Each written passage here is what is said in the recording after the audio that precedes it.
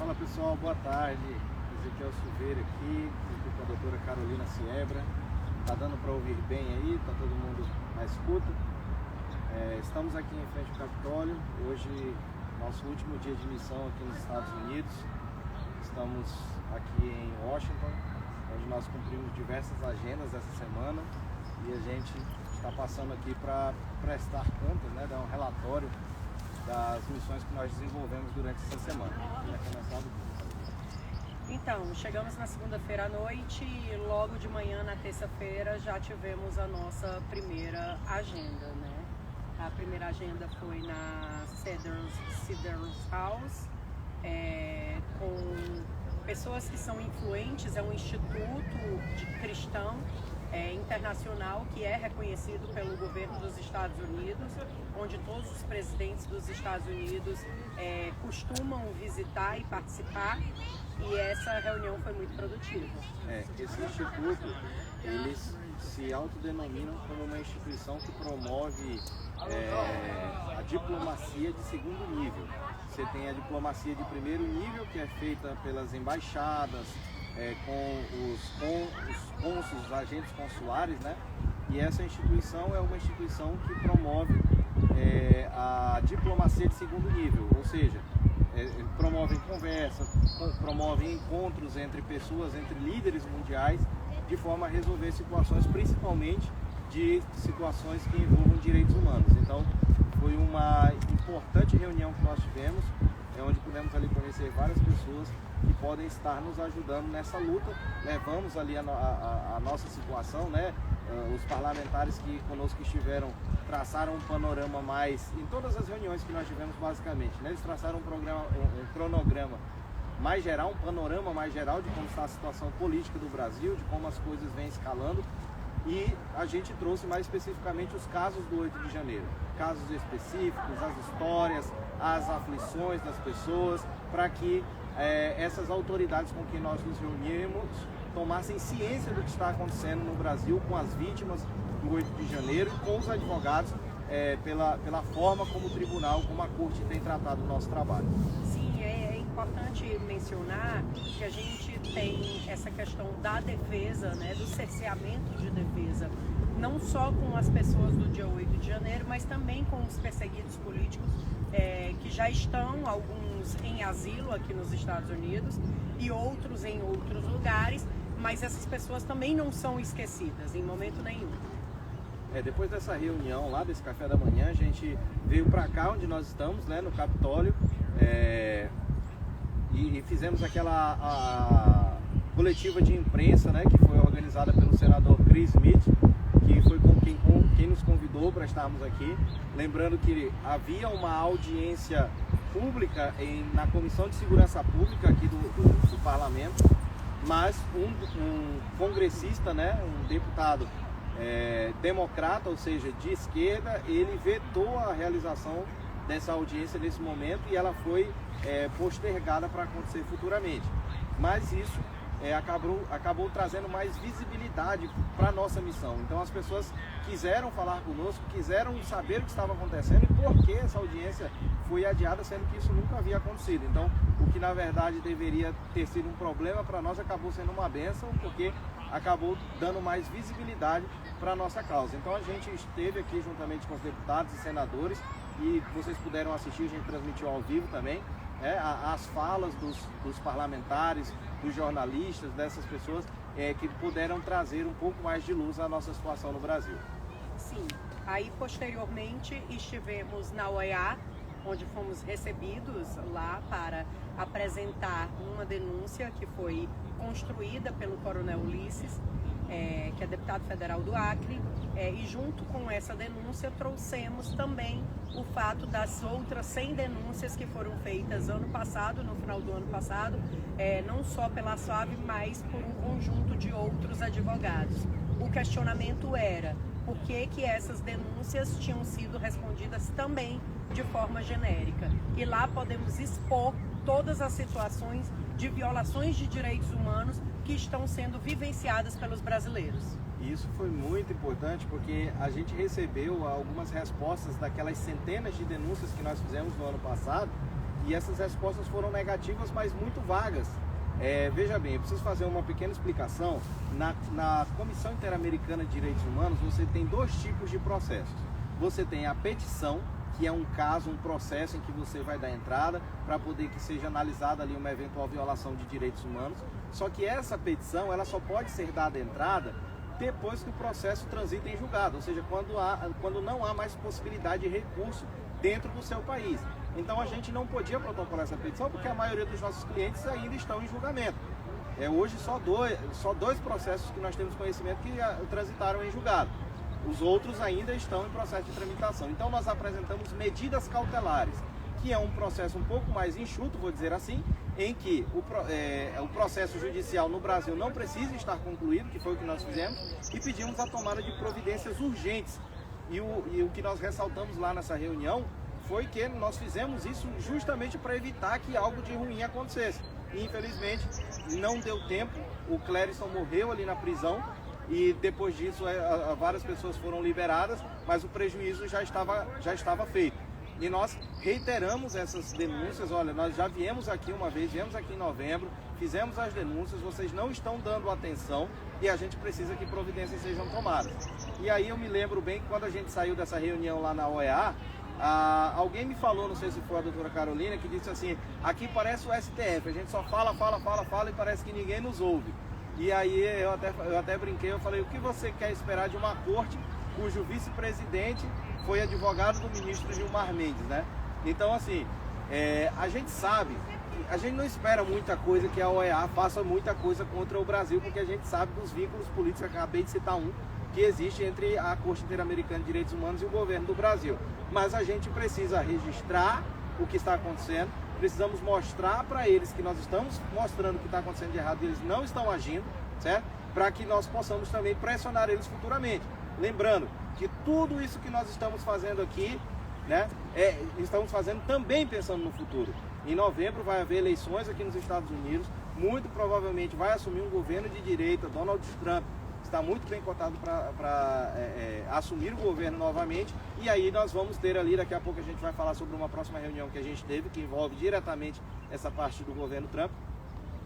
E isso pode nos ajudar a pressionar o governo do Brasil a cessar esses abusos, o Supremo Tribunal Federal, a Organização dos Estados Americanos, né, a Comissão Interamericana de Direitos Humanos, para que faça alguma coisa contra o Brasil. Então todas essas conexões, elas são necessárias para que você crie esse vínculo político e possa utilizar isso no benefício da nossa causa. Até porque a gente tem que entender também que essa escalada do autoritarismo, ele não se deu da noite para o dia.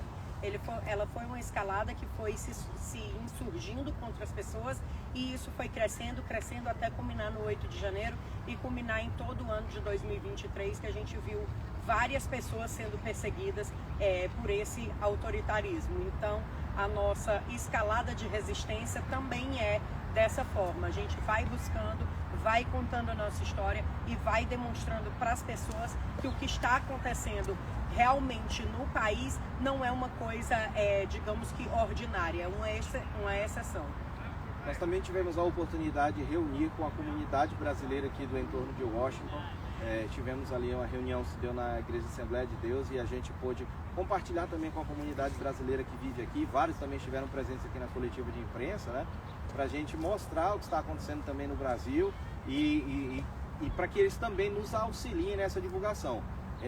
A gente falou bastante para os parlamentares, para as pessoas com quem nós nos reunimos durante essa semana, de que assim como as vítimas do 8 de janeiro, os familiares das vítimas do 8 de janeiro, eles têm a necessidade de serem ouvidos, nós estamos aqui para ser a voz dessas pessoas, para contar as histórias delas para essas autoridades, para esses grupos, essas instituições, para que eles conheçam o que está acontecendo no Brasil e nos ajudem a tomar alguma providência. Vamos para o segundo dia, né? Na quarta-feira.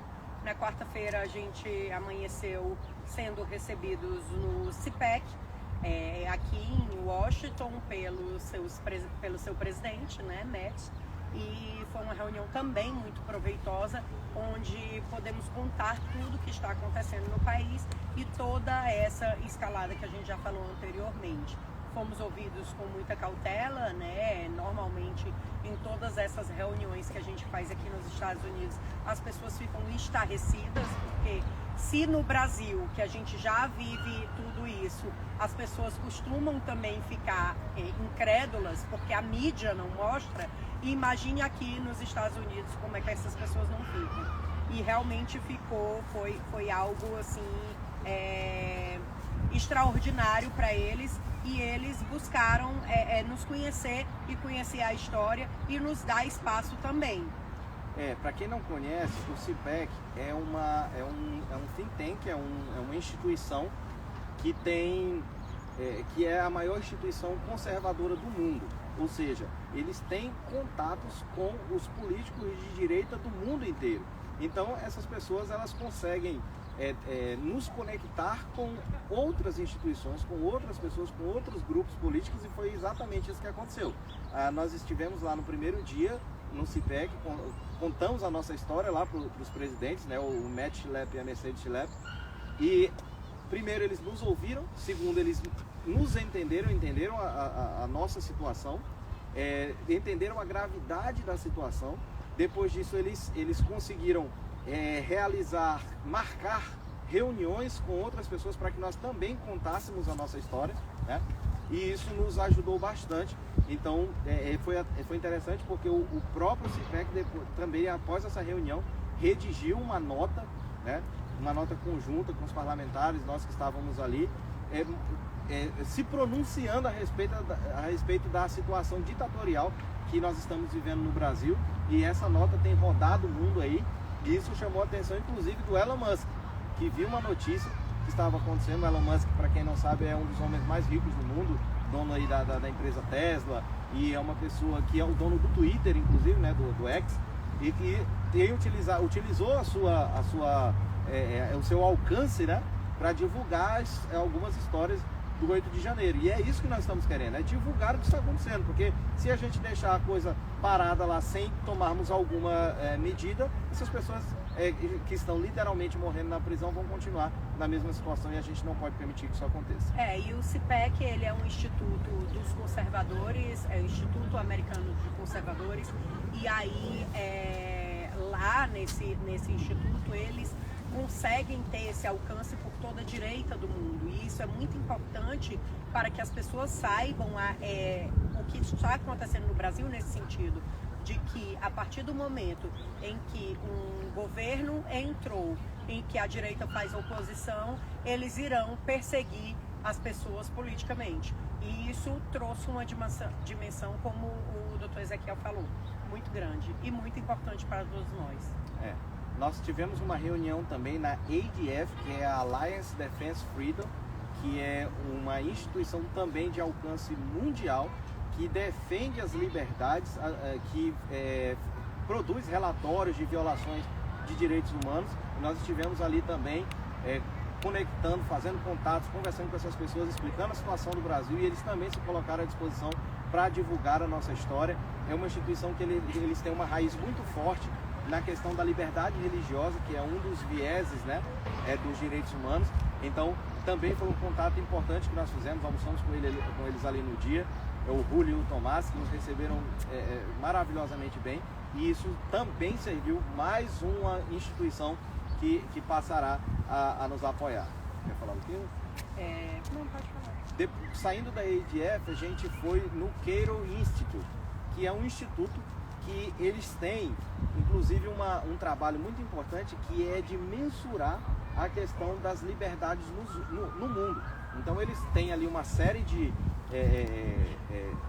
fatores, né, que eles analisam nos países, e através desses fatores, como está funcionando a liberdade religiosa, os direitos humanos, e aí eles medem a liberdade dos países através desse mecanismo que eles têm lá. É um relatório muito conceituado academicamente no mundo inteiro, e eles nos receberam também, os parlamentares ouviram as nossas histórias, e isso vai ajudá-los a divulgar esse relatório. Então, se você tem um relatório do Brasil, em que o Brasil tem a sua nota rebaixada, enquanto um país que respeita as liberdades e não respeita os direitos humanos, isso vai haver repercussões políticas, econômicas, e tudo isso vai acabar gerando a pressão política que nós estamos buscando vindo até aqui. Sim, normalmente as grandes empresas que vão se deslocar e montar suas sedes nos países, elas procuram esse instituto para saber o conceito do país em que ela está se alocando.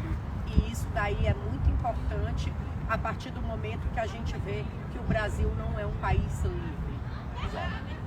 Nós estivemos também no outro instituto, que é o American for Tax Reforms.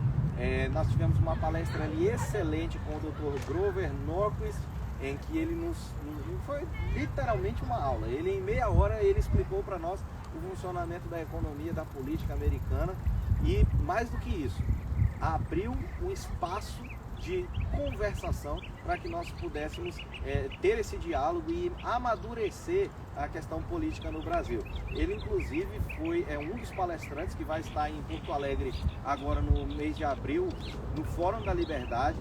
É uma pessoa que entende muito dessa questão política. Ele é o presidente desse instituto desde que ele foi fundado em 1986.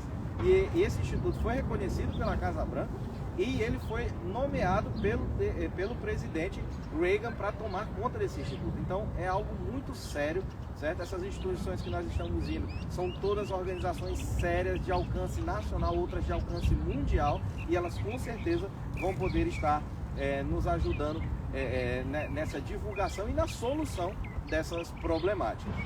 E no dia seguinte a gente retornou lá no CITEC. A nossa história foi tão comovente para eles que eles abriram esses espaços com essas instituições e solicitaram que a gente voltasse lá no outro dia para podermos gravar entrevistas, né? Então foram várias entrevistas que foram gravadas, que essas entrevistas elas serão transmitidas nos programas do CIPEC, que alcançam os Estados Unidos inteiros. Então todos os conservadores dos Estados Unidos, todas as pessoas que têm algum viés de direita nos Estados Unidos vão ter o conhecimento disso que está acontecendo, né? E outras pessoas também, porque a gente sempre sabe que os adversários políticos eles gostam de ficar assistindo as coisas que a gente faz, né? Então isso vai gerar um alcance gigantesco nos Estados Unidos para que essas histórias sejam divulgadas. Sendo os Estados Unidos o país mais livre do mundo, né? Então assim, a gente precisa que as pessoas foquem em nos ajudar também, né? Mas apesar da gente fazer um pedido de ajuda, a gente também termina buscando algum apoio, seja de ideias, algo que a gente possa fazer também. Exato, e a gente sabe, a doutora Carolina trabalha com política há muitos anos, eu menos, mas ela sabe o quão é importante você ter contatos políticos, você ter conhecimento de pessoas, para você ter exemplo de uma situação. Nós participamos de uma reunião com o Eduardo Bolsonaro e o Mário Frias na noite de um dia, na manhã do outro dia eles estavam reunidos com o Donald Trump. Então o Donald Trump estava sabendo do que está acontecendo, porque uma pessoa que nós estávamos conectados estava com ele no dia seguinte. Então esses contatos são necessários. Por quê? Porque daqui a pouco Donald Trump assume a Casa Branca. E aí você tendo um presidente dos Estados Unidos, que pode não ser o mais conservador do mundo, mas é uma pessoa de direita, é uma pessoa que preza pela liberdade, né? Muito mais do que esse governo que nós estamos vendo agora, e que pode nos ajudar na solução dos nossos problemas. Agora veja só, esse que talvez tenha sido um dos encontros, se não o encontro mais importante que nós tivemos nessa nossa caminhada aqui durante essa semana, nós reunimos com o Dr. Bob Destro. O Dr. Bob Destro, ele foi o secretário, uma espécie de ministro, né? O equivalente aqui seria a ministra, ele foi secretário assistente do Ministério de Direitos Humanos do governo Trump passado. Ou seja, existe a possibilidade de que esse senhor seja o próximo ministro dos Direitos Humanos do governo Trump. Então nós já antecipamos a situação para ele, já está sabendo o que está acontecendo no Brasil, ele já está nos conhecendo a comitiva dos parlamentares que aqui esteve, e isso pode nos ajudar futuramente, porque, volto a repetir, uma sanção que o Brasil sofra por ser um país violador de direitos humanos pode nos ajudar a enfraquecer o governo, a enfraquecer essa ditadura que nós estamos vivendo aí no nosso país. Então, mais uma reunião importantíssima, onde nós alinhamos ali diversas pautas para que nós possamos continuar esse trabalho que nós estamos fazendo dentro e fora do Brasil.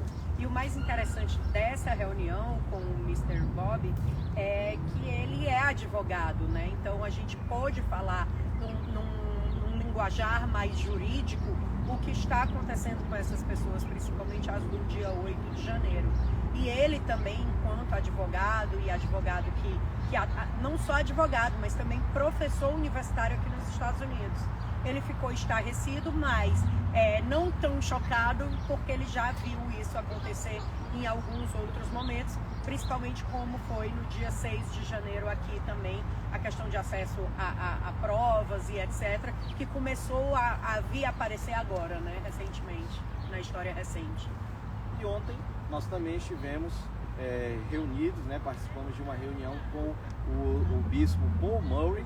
O bispo Paul Murray, ele é o vice-presidente do Instituto para a Liberdade Religiosa, do Instituto Internacional para a Liberdade Religiosa. É uma instituição que atua no mundo inteiro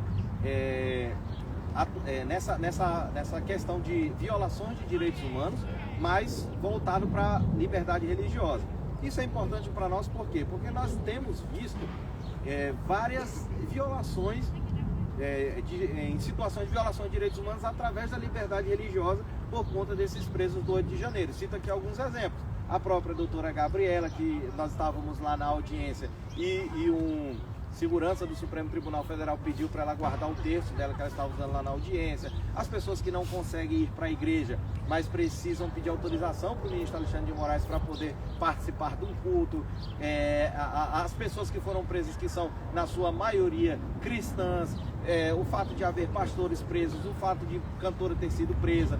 Então todas essas situações mostram que, para além da violação de direitos humanos contra a vida, contra a dignidade das pessoas, está também havendo uma violação de direitos humanos no aspecto religioso. E isso para nós é interessante, porque essas instituições que atuam na defesa da liberdade religiosa, elas têm ramificação no mundo inteiro. Então, se você fala da violação da liberdade religiosa no 8 de janeiro, eles vão querer saber, mas o que é o 8 de janeiro? Aí a gente vai ter que explicar o que é o 8 de janeiro, o que está acontecendo, o que as pessoas estão sofrendo, e isso vai acabar sendo uma porta de abertura para que a gente possa tratar as nossas causas. Exatamente. Então, assim, foi muito importante essa conversa com o bispo Paul. Exato.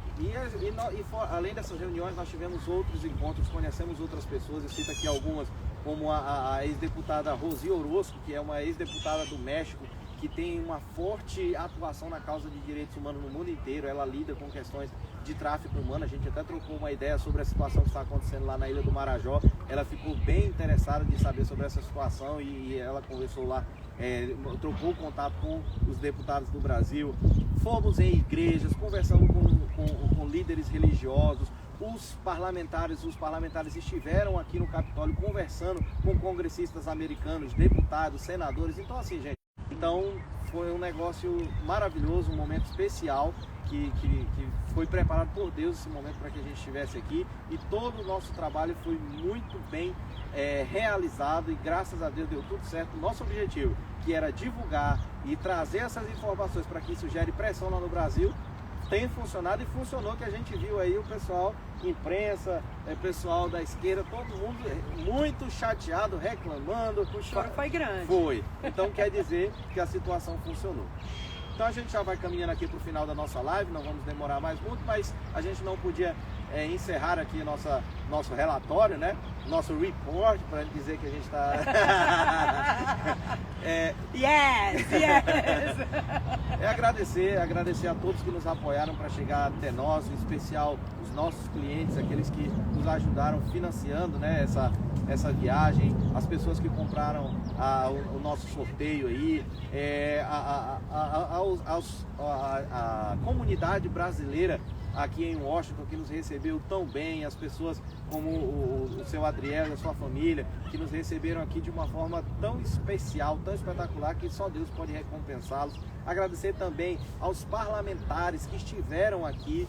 Muitos cancelaram a sua vinda porque não ia haver a audiência aqui, né, que estava marcada na Comissão de Direitos Humanos, e alguns tiveram que cancelar a sua passagem porque tinham outras situações para resolver. Mas aqueles que vieram, abriram muitas portas, falaram várias situações, e a gente sabe, se fosse só eu e a Carol aqui, não ia ter o mesmo efeito, não iríamos ser recebidos da forma como fomos recebidos, estando com os parlamentares. Então, queremos agradecer muito a eles, porque eles estão se dispondo, também se expondo para poder mostrar as situações que aconteceram. As igrejas que nos receberam, as pessoas com quem nós nos reunimos, só temos a agradecer.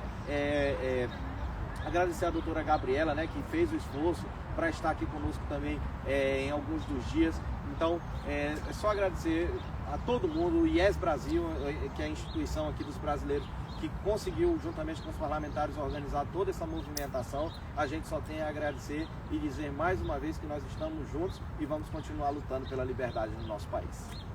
Esses agradecimentos do Dr. Ezequiel, eu assino embaixo, né? Eu tenho que agradecer de forma especial o pessoal do IES Brasil, principalmente o Adriel e a Débora, que estão nos recebendo na casa deles. A Débora está passando por um problema particular de saúde do pai dela, mas abriu a porta da sua casa, no seio da sua família, com seu esposo e seus filhos para nos receber, nos acolheu tão bem, a gente se sente em casa e muito bem acolhido por essas pessoas. A gente sente um cuidado de Deus especial para conosco e a gente só tem a agradecer também. Agradecer a Lara, né, a Larissa, que a gente chama de Lara, né, o Mário, o Coronel Gerson, Paulo Figueiredo, Alan dos Santos e todo esse pessoal, TV Flórida, doutora Ludmila, são muitas pessoas que colaboraram para que essa missão tivesse o êxito que teve. E a você que nos acompanha, aos associados da associação, né, que tem